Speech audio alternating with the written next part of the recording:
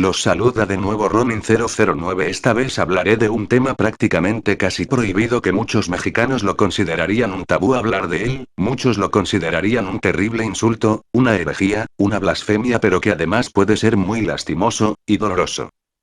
Con el solo hecho de hablar de la Virgen de Guadalupe llega a ocasionar todo tipo de reacciones, algunas hasta violentas.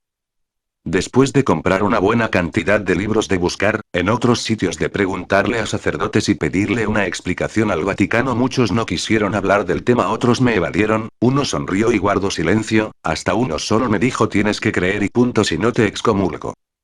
Trataré de abreviar el tema sobre el mito guadalupano como hecho histórico. Al final de este cada quien puede formarse su propia opinión de creer o no creer. Bien, comenzamos. La llegada de misioneros fue en un principio mal vista por los conquistadores, después comprendieron. Solo cristianizado se podía explotar con facilidad a los indios. La doctrina católica predicaba y predica todo lo necesario para la colonización de los aborígenes. Obediencia ciega a los dogmas de la Iglesia. Sumisión a las autoridades. Adoración a la Virgen y los santos. Amor filial y respeto a los sacerdotes. Respeto a los intelectuales, servilismo al rico y poderoso. Gratitud hacia los militares. Obediencia ciega a las leyes de la Iglesia y sus ritos. Mantener a los sacerdotes. Así. Todas las escuelas que fundaron los misioneros estaban destinadas a los indios. La doctrina cristiana. Nunca se trató de enseñarles a leer y escribir el español, al contrario, los frailes se dedicaron a aprender las lenguas indígenas, y eso únicamente por necesidad de cristianizarles.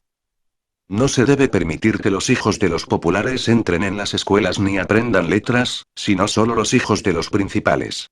Código franciscano. Sus lenguas son una muestra del escaso desarrollo cultural al que han llegado, pues tales lenguas me parecen voces iliteratas, de brutos o pájaros, que no se pueden escribir ni apenas pronunciar. Fernando Ortiz de Hinojosa, catedrático. Los indios están hechos para ser mandados. No para mandar. Mendieta. La Iglesia siempre vio al indio como un ser inferior, indigno inclusive de ser cristiano, y mucho menos de ingresar a la Iglesia como monje o sacerdote. El concilio de 1555 en Roma prohibió que fueran consagrados como sacerdotes. Por más de un siglo todo el clero fue español. El primer sacerdote criollo fue ordenado en Puebla en 1681. En pleno 1679 se prohibía ser seminarista a quien no fuera puro de sangre, sin rastros de sangre mora, judía, gitana o negra, ni mestiza, ni mulata. La Iglesia española fue la primera institución en el mundo que practicó el racismo. Hitler se quedó corto. Algunos sacerdotes se comportan como verdugos porque, personalmente, con sus propias manos castigan afrentosamente y sin miramientos, azotan desnudos a los indios sin fijarse si las víctimas son indios principales y comunes. De este modo el padre verdugo azotó al cacique de Francisco Auquiquia. Otras veces le encarga a los fiscales que atormenten a los indios o indias mostrándose rabiosos, coléricos y soberbios. Crónicas de Guamán Poma. Los padres de doctrina hacen hilar y tejer ropa, por la fuerza a las indias, amenazándola con castigarlas, y con el pretexto de que están amancebadas les dan de palos y no les pagan por su trabajo. Además tiene a su disposición indias en sus cocinas y para toda clase de uso, manteniéndolas encerradas en calidad de depositadas. Los reverendos frailes agustinos fueron rabiosos, abusivos y violentos. Generalmente maltrataban a los caciques y daban de palos a los indios con poco temor de Dios y la justicia, y cuando encontraban oro, plata y comida se lo llevaban por la fuerza, quitándoselos a los pobres indios. Guamán Poma. Crónicas. El fraile mercenario Morúa fue tan bravo y abusivo que maltrataba en su doctrina a los indios e indias, haciéndolos trabajar a palos. A las solteras las hacía hilar y tejer, amenazando con matar a los que se opusieran. Los rudos dominicos eran bravos y soberbios, tenían tan poca temor de Dios y la justicia que en sus doctrinas castigaban cruelmente a los indios e indias para hacerles trabajar los tejidos. Los padres y curas de doctrinas, después de hacerlos cargar desnudos, azotaban cruelmente a niños y niñas, a quienes tenían encerrados, a pesar que según las leyes y ordenanzas, los niños debían entrar a los 5 años y salir a los 7 a servir a la comunidad. Los padres aprovechaban para juntar muchachas de 10 años a quienes las tenían encerradas hasta los 20 años y algunas hasta los 40 para hacerla trabajar y tenerlas ocupadas de acuerdo a sus intereses. Para los que no entienden esta parte, las violaban. ¡Qué curas más cabrones! Los frailes les hacían que los estaban librando del demonio, pero qué peor demonio que los mismos conquistadores que los torturaban, robaban, violaban y asesinaban. Tepeyac significa en la punta o nariz del cerro adelantado de una cordillera. Orozco y Berra.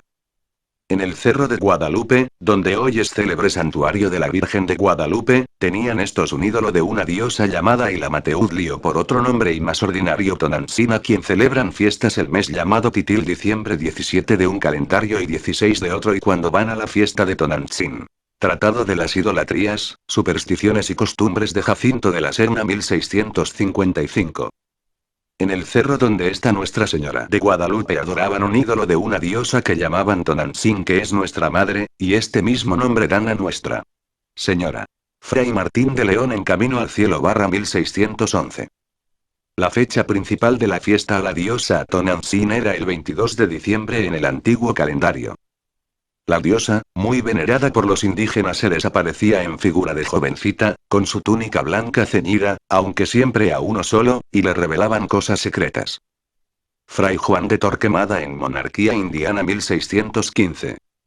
Todavía en 1740 el historiador italiano Boturini vio y dibujó la imagen de Tonantzin, esculpida al pie del cerro del Tepeyac en una roca. Santuario y centro de peregrinaciones. El templo del Tepeyac era uno de los 4 grandes santuarios de los aztecas. Los otros 3 eran Amecameca, Chalma y desde luego el templo mayor situado en Tenochtitlan mismo. La Virgen de Guadalupe es una advocación mariana situada en Guadalupe, Cáceres. Se trata de una talla de madera hallada, según la tradición, en el siglo XIV por un campesino de nombre Gil Cordero de Alía. La imagen había estado siglos atrás junto al cuerpo de San Lucas, expuesta en Roma y en Sevilla, hasta que en 714, en plena invasión musulmana, la imagen fue escondida junto al río Guadalupe, que quiere decir río escondido, donde permaneció hasta su hallazgo por Gil Cordero. La talla pertenece al grupo de vírgenes negras de Europa Occidental de los siglos XI, XII. La imagen de Marras, a la que el rey Alfonso XI mandó levantar lujoso templo en 1338, fue hecha según la misma y muy piadosísima leyenda por San Juan Evangelista, que la copió directamente de la Virgen misma. Nada tiene de raro, que Hernán Cortés cargara con un estandarte de la Virgen, dice la historia, era devoto fanático, como buen conquistador español. Boturini mismo, que conoció el estandarte, lo describe así. Pintada una hermosa imagen de María Santísima, coronada de oro y rodeada de 12 estrellas, también de oro, que tiene las manos juntas. Con que ruega a su hijo proteja y esfuerce a los españoles a subyugar el imperio idolátrico a la fe católica. Cientos de indios fueron asesinados por la Santa Inquisición por negarse a creer en el Dios blanco. Uno de los más feroces persecutores de indios herejes fue el obispo Fray Juan de Zumárraga, quien en 1535 mandó ejecutar al cacique de Tlaxcala por idólatra, y en 1539 en Texcoco al también idólatra Carlos Tlahuehuetzinquitzin. Zumárraga mismo confiesa haber destruido más de 20.000 ídolos y 500 templos indígenas en su afán de acabar con la antigua idolatría e imponer la nueva llamada catolicismo.